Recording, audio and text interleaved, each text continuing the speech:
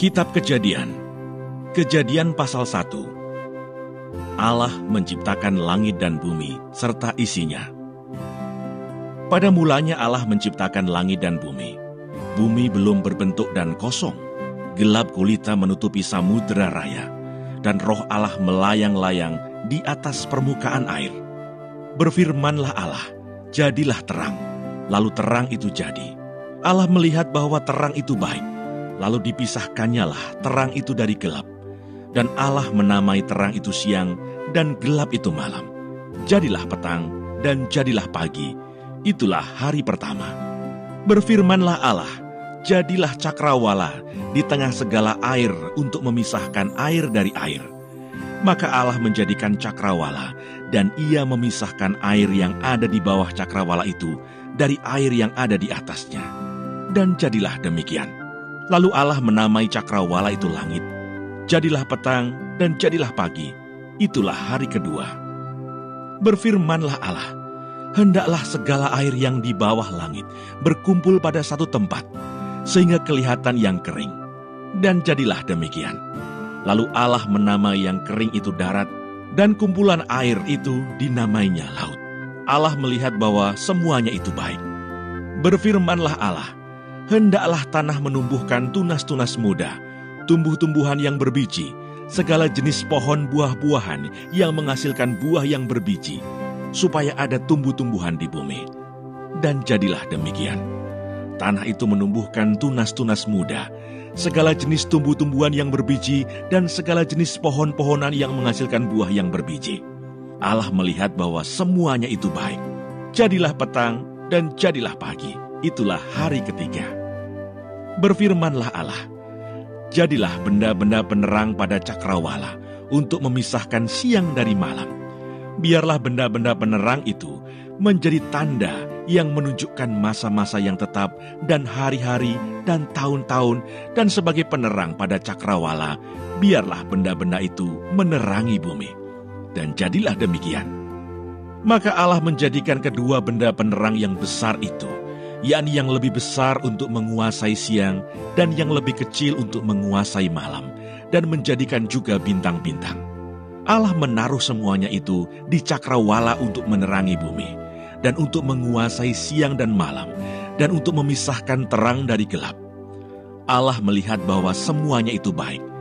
Jadilah petang dan jadilah pagi. Itulah hari keempat. Berfirmanlah Allah, hendaklah dalam air berkeriapan makhluk yang hidup, dan hendaklah burung beterbangan di atas bumi melintasi cakrawala. Maka Allah menciptakan binatang-binatang laut yang besar dan segala jenis makhluk hidup yang bergerak, yang berkeriapan dalam air, dan segala jenis burung yang bersayap. Allah melihat bahwa semuanya itu baik. Lalu Allah memberkati semuanya itu, firman-Nya, berkembang biaklah dan bertambah banyaklah, serta penuhilah air dalam laut, dan hendaklah burung-burung di bumi bertambah banyak. Jadilah petang dan jadilah pagi. Itulah hari kelima. Berfirmanlah Allah, hendaklah bumi mengeluarkan segala jenis makhluk yang hidup, ternak dan binatang melata, dan segala jenis binatang liar. Dan jadilah demikian. Allah menjadikan segala jenis binatang liar, dan segala jenis ternak, dan segala jenis binatang melata di muka bumi. Allah melihat bahwa semuanya itu baik. Berfirmanlah Allah, baiklah kita menjadikan manusia menurut gambar dan rupa kita, supaya mereka berkuasa atas ikan-ikan di laut, dan burung-burung di udara, dan atas ternak, dan atas seluruh bumi, dan atas segala binatang melata yang merayap di bumi. Maka Allah menciptakan manusia itu menurut gambarnya. Menurut gambar Allah diciptakannya dia. Laki-laki dan perempuan diciptakannya mereka. Allah memberkati mereka. Lalu Allah berfirman kepada mereka, beranak cuculah dan bertambah banyak. Penuhilah bumi dan taklukkanlah itu. Berkuasalah atas ikan-ikan di laut dan burung-burung di udara, dan atas segala binatang yang merayap di bumi. Berfirmanlah Allah, lihatlah aku memberikan kepadamu segala tumbuh-tumbuhan yang berbiji di seluruh bumi, dan segala pohon-pohonan yang buahnya berbiji. Itulah akan menjadi makananmu. Tetapi kepada segala binatang di bumi, dan segala burung di udara, dan segala yang merayap di bumi, yang bernyawa, kuberikan segala tumbuh-tumbuhan hijau menjadi makanannya. Dan jadilah demikian. Maka Allah melihat segala yang dijadikannya itu sungguh amat baik. Jadilah petang dan jadilah pagi. Itulah hari ke-6. Kejadian pasal 2. Demikianlah diselesaikan langit dan bumi dan segala isinya. Ketika Allah pada hari ke-7 telah menyelesaikan pekerjaan yang dibuatnya itu. Berhentilah ia pada hari ke-7 dari segala pekerjaan yang telah dibuatnya itu. Lalu Allah memberkati hari ke-7 itu dan menguduskannya. Karena pada hari itulah ia berhenti dari segala pekerjaan penciptaan yang telah dibuatnya itu. Demikianlah riwayat langit dan bumi pada waktu diciptakan. Ketika Tuhan Allah menjadikan bumi dan langit, belum ada semak apapun di bumi, belum timbul tumbuh-tumbuhan apapun di padang. Sebab Tuhan Allah belum menurunkan hujan ke bumi, dan belum ada orang untuk mengusahakan tanah itu. Tetapi ada kabut naik ke atas dari bumi, dan membasahi seluruh permukaan bumi itu. Ketika itulah Tuhan Allah membentuk manusia itu dari debu tanah, dan menghembuskan nafas hidup ke dalam hidungnya. Demikianlah manusia itu menjadi makhluk yang hidup. Manusia dan Taman Eden. Selanjutnya Tuhan Allah membuat taman di Eden, di sebelah timur. Disitulah ditempatkannya manusia yang dibentuknya itu. Lalu Tuhan Allah menumbuhkan berbagai-bagai pohon dari bumi, yang menarik dan yang baik untuk dimakan buahnya. Dan pohon kehidupan di tengah-tengah taman itu, serta pohon pengetahuan tentang yang baik dan yang jahat. Ada suatu sungai mengalir dari Eden untuk membasahi taman itu, dan dari situ sungai itu terbagi menjadi 4 cabang. Yang pertama namanya Pison, yakni yang mengalir mengelilingi seluruh tanah Hawila, tempat emas ada. Dan emas dari negeri itu baik. Di sana ada damar bedolah dan batu krisopras. Nama sungai yang kedua ialah Gihon, yakni yang mengalir mengelilingi seluruh tanah Kus. Nama sungai yang ketiga ialah Tigris, yakni yang mengalir di sebelah timur Asyur, dan sungai yang keempat ialah Efrat. Tuhan Allah mengambil manusia itu dan menempatkannya dalam Taman Eden untuk mengusahakan dan memelihara taman itu. Lalu Tuhan Allah memberi perintah itu kepada manusia. Semua pohon dalam taman ini boleh kau makan buahnya dengan bebas. Tetapi pohon pengetahuan tentang yang baik dan yang jahat itu, janganlah kau makan buahnya. Sebab pada hari engkau memakannya, pastilah engkau mati. Tuhan Allah berfirman, tidak baik kalau manusia itu seorang diri saja. Aku akan menjadikan penolong baginya yang sepadan dengan dia. Lalu Tuhan Allah membentuk dari tanah segala binatang hutan dan segala burung di udara. Dibawanyalah semuanya kepada manusia itu untuk melihat bagaimana ia menamainya. Dan seperti nama yang diberikan manusia itu kepada tiap-tiap makhluk yang hidup, demikianlah nanti nama makhluk itu. Manusia itu memberi nama kepada segala ternak, kepada burung-burung di udara, dan kepada segala binatang hutan. Tetapi baginya sendiri, ia tidak menjumpai penolong yang sepadan dengan dia. Lalu Tuhan Allah membuat manusia itu tidur nyenyak. Ketika ia tidur, Tuhan Allah mengambil salah satu rusuk daripadanya, lalu menutup tempat itu dengan daging. Dan dari rusuk yang diambil Tuhan Allah dari manusia itu, dibangunnyalah seorang perempuan. Lalu dibawanya kepada manusia itu. Lalu berkatalah manusia itu, inilah dia, tulang dari tulangku dan daging dari dagingku. Ia akan dinamai perempuan, sebab ia diambil dari laki-laki.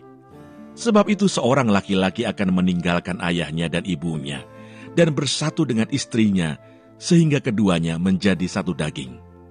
Mereka keduanya telanjang, manusia dan istrinya itu, tetapi mereka tidak merasa malu. Kejadian pasal 3. Manusia jatuh ke dalam dosa. Adapun ular ialah yang paling cerdik dari segala binatang di darat yang dijadikan oleh Tuhan Allah. Ular itu berkata kepada perempuan itu, tentulah Allah berfirman, semua pohon dalam taman ini jangan kamu makan buahnya, bukan? Lalu saut perempuan itu kepada ular itu, buah pohon-pohonan dalam taman ini boleh kami makan. Tetapi tentang buah pohon yang ada di tengah-tengah taman, Allah berfirman, jangan kamu makan ataupun raba buah itu, nanti kamu mati. Tetapi ular itu berkata kepada perempuan itu, "Sekali-kali kamu tidak akan mati. Tetapi Allah mengetahui bahwa pada waktu kamu memakannya, matamu akan terbuka, dan kamu akan menjadi seperti Allah, tahu tentang yang baik dan yang jahat." Perempuan itu melihat bahwa buah pohon itu baik untuk dimakan dan sedap kelihatannya. Lagi pula pohon itu menarik hati karena memberi pengertian. Lalu ia mengambil dari buahnya dan dimakannya dan diberikannya juga kepada suaminya yang bersama-sama dengan dia. Dan suaminya pun memakannya. Maka terbukalah mata mereka berdua dan mereka tahu bahwa mereka telanjang. Lalu mereka menyemat daun pohon ara dan membuat cawat. Ketika mereka mendengar bunyi langkah Tuhan Allah yang berjalan-jalan dalam taman itu pada waktu hari sejuk, bersembunyilah manusia dan istrinya itu terhadap Tuhan Allah di antara pohon-pohonan dalam taman. Tetapi Tuhan Allah memanggil manusia itu dan berfirman kepadanya, "Di manakah engkau?" Ia menjawab, "Ketika aku mendengar bahwa engkau ada dalam taman ini, aku menjadi takut karena aku telanjang. Sebab itu aku bersembunyi." Firman-Nya, "Siapakah yang memberitahukan kepadamu bahwa engkau telanjang? Apakah engkau makan dari buah pohon yang kularang engkau makan itu?" Manusia itu menjawab, "Perempuan yang kau tempatkan di sisiku, dialah yang memberi dari buah pohon itu kepadaku, maka kumakan." Kemudian berfirmanlah Tuhan Allah kepada perempuan itu, "Apakah yang telah kau perbuat ini?" Jawab perempuan itu, "Ular itu yang memperdayakan aku, maka kumakan." Lalu berfirmanlah Tuhan Allah kepada ular itu, "Karena engkau berbuat demikian, terkutuklah engkau di antara segala ternak dan di antara segala binatang hutan. Dengan perutmu lah engkau akan menjalar, dan debu tanahlah akan kau makan seumur hidupmu. Aku akan mengadakan permusuhan antara engkau dan perempuan ini, antara keturunanmu dan keturunannya. Keturunannya akan meremukkan kepalamu, dan engkau akan meremukkan tumitnya." Firman-Nya kepada perempuan itu, "Susah payahmu waktu mengandung akan kubuat sangat banyak. Dengan kesakitan engkau akan melahirkan anakmu. Namun engkau akan berahi kepada suamimu, dan ia akan berkuasa atasmu." Lalu firman-Nya kepada manusia itu, "Karena engkau mendengarkan perkataan istrimu, dan memakan dari buah pohon yang telah kuperintahkan kepadamu, jangan makan daripadanya. Maka terkutuklah tanah karena engkau. Dengan bersusah payah, engkau akan mencari rezekimu dari tanah seumur hidupmu. Semak duri dan rumput duri yang akan dihasilkannya bagimu, dan tumbuh-tumbuhan di padang akan menjadi makananmu. Dengan berpeluh engkau akan mencari makananmu, sampai engkau kembali lagi menjadi tanah. Karena dari situlah engkau diambil, sebab engkau debu, dan engkau akan kembali menjadi debu." Manusia itu memberi nama Hawa kepada istrinya, sebab dialah yang menjadi ibu semua yang hidup. Dan Tuhan Allah membuat pakaian dari kulit binatang untuk manusia dan untuk istrinya itu, lalu mengenakannya kepada mereka. Berfirmanlah Tuhan Allah, "Sesungguhnya manusia itu telah menjadi seperti salah satu dari kita, tahu tentang yang baik dan yang jahat. Maka sekarang jangan sampai ia mengulurkan tangannya dan mengambil pula dari buah pohon kehidupan itu dan memakannya, sehingga ia hidup untuk selama-lamanya." Lalu Tuhan Allah mengusir dia dari Taman Eden, supaya ia mengusahakan tanah dari mana ia diambil. Ia menghalau manusia itu, dan di sebelah timur Taman Eden ditempatkannyalah beberapa kerub dengan pedang yang bernyala-nyala dan menyambar-nyambar untuk menjaga jalan ke pohon kehidupan.